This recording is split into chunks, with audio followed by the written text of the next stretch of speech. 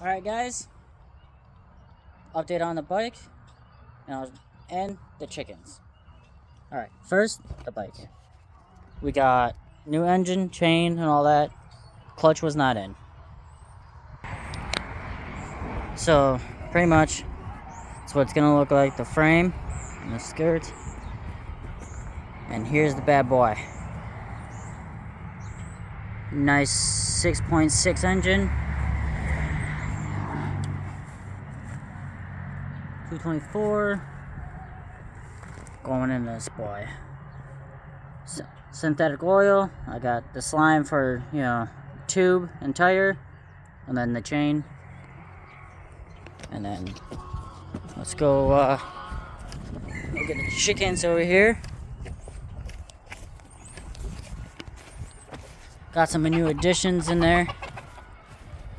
Got some toys. A little tambourine, mirror. Over in this area, kind of see it in there, a little slide. A little swing. Sorry. A little swing.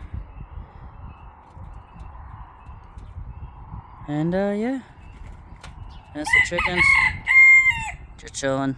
Little rooster found his voice.